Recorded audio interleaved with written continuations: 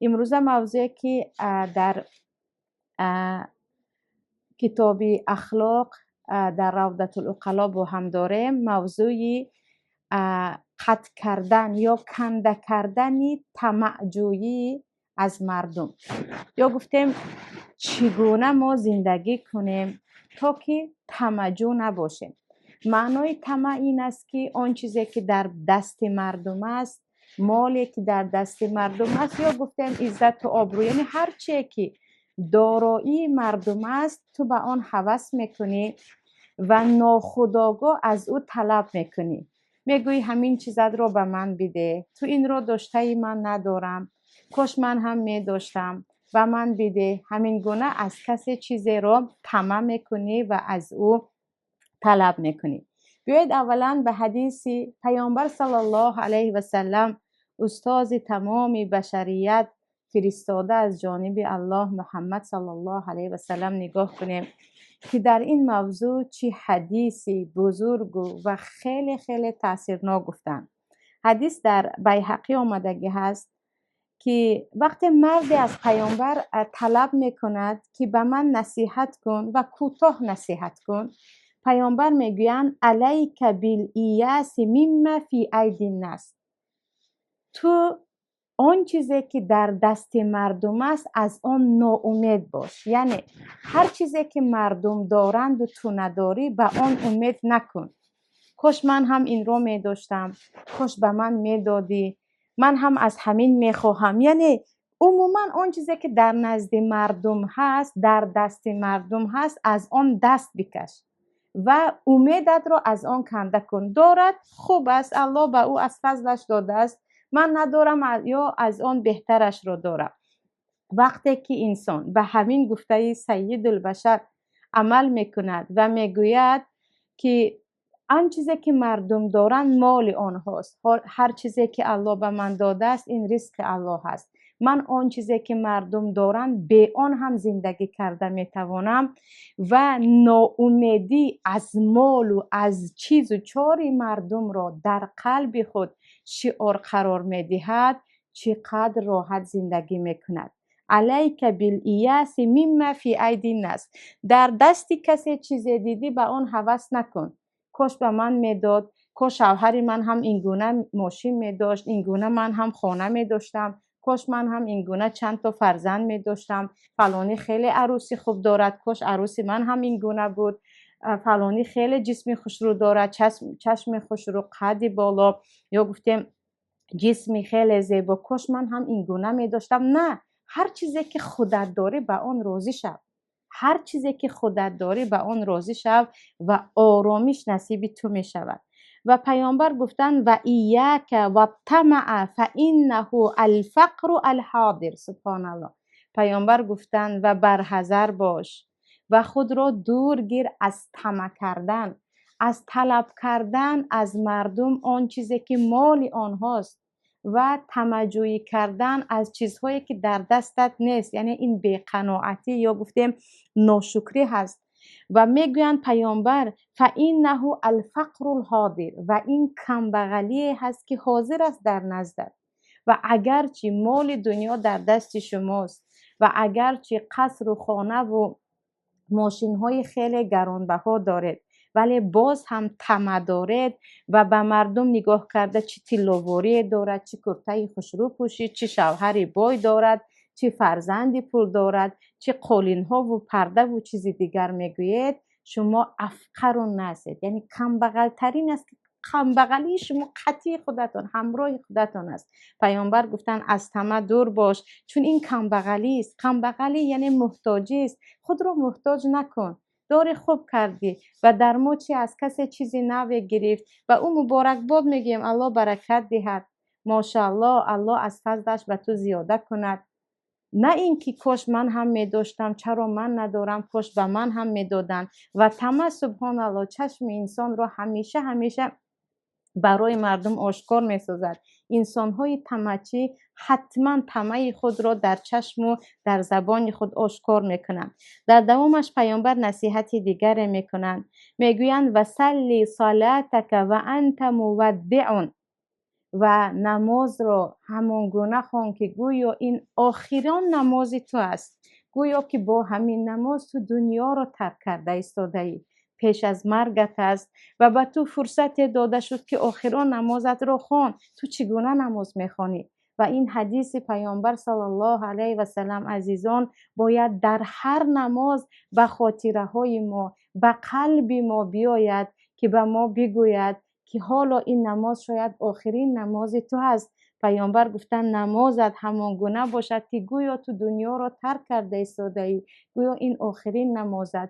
چقدر با خشوع می شود، چقدر با خواری، چقدر با امید به رحمت الله، چقدر با التجا در نزد دروازه پروردگار می شود وقتی شما میگوید این آخرین نماز من در دنیاست. در دوامش پیامبر گفتند و ایاک و ما یعتذر منه، و برحذر باش از هر سخنی که میگویی پس از این تو باید عذرخواهی کنی.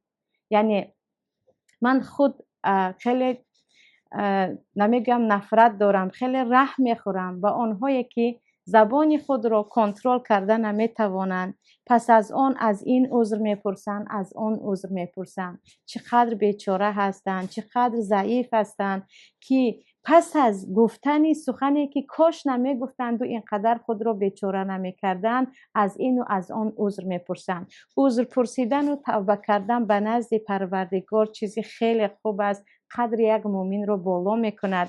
اما عذر پرسیدن از مردم، عذر پرسیدن یعنی خطا کرده و باز پرسیدن، خطا کرده و باز بخشش پرسیدن، چقدر انسان رو بیقدر میکند. پیامبر گفتند مبادا چیزی نگویی که پس از گفتن آن خود پشیمان شوی و تو را به عذرخواهی بیاورد. و اینجا حدیث دیگر رو مؤلف می آورند که پیامبر صلی الله علیه و سلم وقتی نفر میگوید که پیامبر الله به من یک عمل رو آموزید، اگر من آن عمل رو انجام دادم مرا الله هم دوست بدارد، مردم هم دوست بدارد. پیامبر یعنی یک کاری رو به من بگو رسول الله که با آن کار من هم محبوب قلبی مردم باشم و هم در نزد پروردگار محبوب باشم. پیامبر میگن ازهد فی دنیا یحبک الله، در دنیا زاهدانه زندگی کن، اهل دنیا نباش. اهل دنیا نبودن یعنی به مال دنیا اینقدر دل نبند. من میخواهم این خانه چونین داشته باشم، من میخواهم چونین یک ماشین داشته باشم، من میخواهم جای خوابم این گونه باشد، من میخواهم لباس هایم این گونه باشد. اینها همش در تلاش دنیا بودن و عاشق دنیا بودن است. هرچی دارم کفایه است. من در خاک هم میتوانم شب را روز کنم، من در درون چهار دیوار هم میتوانم فرزندای خوب بزرگ کنم، من با یک برده نان هم میتوانم قناعت کنم. این زاهدی هست. پیامبر گفتن زاهدی را پیشه گیر در دنیا، الله تو را دوست می‌دارد، چون الله اهل دنیا را دوست نمی‌دارد. و وزهد فیما فی ایدی الناس یحبک الناس، و آن چیزی که در دست مردم هست از آن هم دست بکش. از مردم چیزی چاره آنها را نپرس، وای چقدر چیزی خوشرو دارد، من هم می داشتم و من هم داده میتوانید. خواهران عزیز سبحان الله، وقتی تمام میگوییم یک نفر کرته رو میپوشد، در بین زنها دیگر این یعنی نگفته نمیشود، یک درد است در بین زنهای ما، در قوم ما گفتیم یک نفر یک چیز رو میپوشد دیگه همه میروند و طلب میکنن که باید همین گونه لباس داشته باشن. یا یک نفر یک چیزی رو خرید دیگه همه میروند و میگن من هم مثل این میخواهم باشم. اینها بجز همه چیز دیگری نیست که این یک خوری هست، این یک کمبغلی هست. بگذار او داشته باشد من نداشته باشم، چی مشکلی هست؟ یعنی کاش ما این مسئله رو جدی میگرفتیم که چرا هرچی دیگران دارن ما هم به آن تقلید میکنیم، عیناً مثل آن را یا یک کم رنگ دیگری آن را به خود میگیریم. و ابو حاتم میگویند هر یک انسانی عاقل میگویند باید طمع کردن به مال مردم را ترک کند، طمعکاری را، و کلا ناامید باشد آن چیزی که در دست مردم است. دارد خوب دارد و من لازم نیست. یعنی ناامیدی همین است که او داشته است خیلی خوب است اما به من همین چیز لازم نیست. یعنی باید این گونه ناامید باشید. و میگویند وقتی که شما آن چیزی که در دست مردم است دیدید و هوس کردید شما کمبغل هستید. و وقتی که شما کم بغل هستید دیگر محتاجید، بیچاره هستید. آخر چرا بیچارگی خود را خودتان می آفرید؟ چرا بیچارگی خود را خودتان می سازید؟ شما در همان لحظه خود را می توانید یک انسان ثروتمند کنید، بگویید به من لازم نیست، من دارم، یا نداشته باشد هم من به این هم می توانم. با این چقدر انسان هم صاحب آبرو می شود و هم غنی یا گفتیم ثروتمند می شود. و در دوامش میگویند اینجا یکی از علما به فرزند خود نصیحت کرده بود که همیشه تو ناامیدی از مال مردم را در قلب خود جای ده، از تو ثروتمندتر کسی نمی شود. همان زمانی که گفتی آن چیزی که مردم دارن از آن خودشان هست، آن وقت تو یک انسان ثروتمندی. اما نشستی و یک نزدیکت گفتی وای فلانی این را دارد آن را دارد، من هنوز هم در اجاره می نشینم، من هنوز هم ماشین ارزان دارم، یا من هنوز هم چیزی ندارم، یک کمبغلی بیچاره هستی اگرچه تو را مردم ثروتمند شناسند. و اینجا میگویند خیلی همین سخنشان عجیب است. میگن آیا میخواهید شما آزاد باشید، یک بنده آزادانه زندگی کنید؟ پس طمعکار نباشید، طمعجویی نکنید. طمعکاران کمبغلند، بیچاره هستند، اما آنهایی که از مردم طمع نمیکنند آزادانه زندگی میکنند و به پروای آنها نمی آید که کی چی دارد، کی چی خریده است. و زنهایی هستند که روزها و حتی هفته ها با همسر خود در قهر هستند که چرا فلانی خرید تو نخریدی، چرا فلانی کرده توانست تو نتوانستی. چقدر بیچاره ها دست پای خود را با این طمعجویی یا گفتیم با این گرسنگی زنجیر بند کرده اند. در حدیثی در جای دیگر میگویند بدانید آنهایی که طمعکار هستند یک بند را به پایهای خود زدند، یک بند دیگر را به دل خود زدند. یعنی هم دلهای خود را زندانی کردند، هم پایهای خود را زندانی کردند. و تصور کنید یک انسانی که پایهایش بسته است و قلبش بسته است، نه فکری آزاد دارد، نه آزادانه حرکت میکند. خود را آزاد کن از طمع، خود را آزاد کن از مال مردم، از دارایی مردم. ببین که چقدر هم قلبت فراغ می شود، آزادانه فکر میکنی، عقلت درست کار میکند و پایهایت هم همچون یک انسان آزاد این سو و آن سو پریده میگردند. و میگویند چرا مردم در طمع هستند، یا گفتیم چیکار کنیم از این بیماری ما نجات یابیم؟ خواهران عزیز چیزی گفتن، اولا شما هر باره که مال مردم رو دیدید و خواه و ناخواه این وسوسه شیطان است و انسان تمام عمر در مجادله با شیطان است، در جنگ و جدال و کشمکشی با نفس خود، با خواهش های خود است.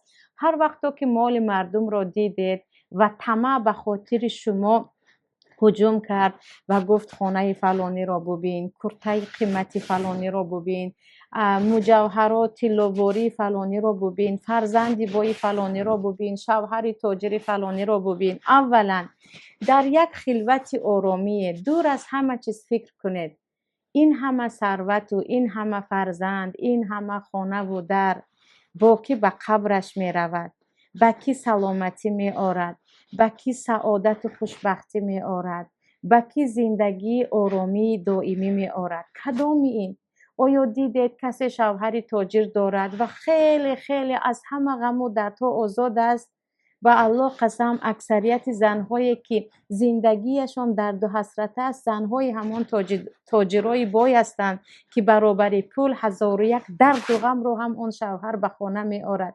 آیا دیدید یک نفری که در قصر در خانه های چند آشیانه زندگی کند از بیماری نجات یافته باشد، هیچ بیماری نداشته باشد؟ آیا دیدید یک ثروتمند با آن ثروتهایش پیش از مرگش از سکرات موت و از رفتن از این دنیا در امان بود؟ نه.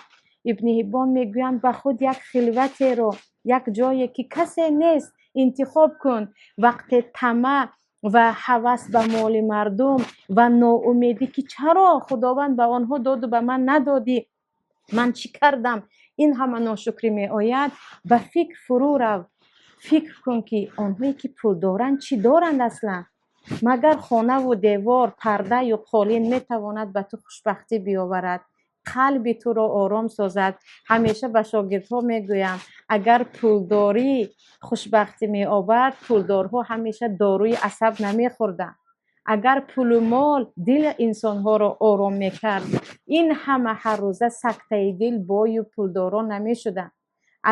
اگر پولداری خوشبختی می آورد، یگان فرزند انسان پولدار بیراهه و بدراهه نمی شد. نه، آرامش را خداوندی که ما را آفریده است در شناخت خودش به ما داده است.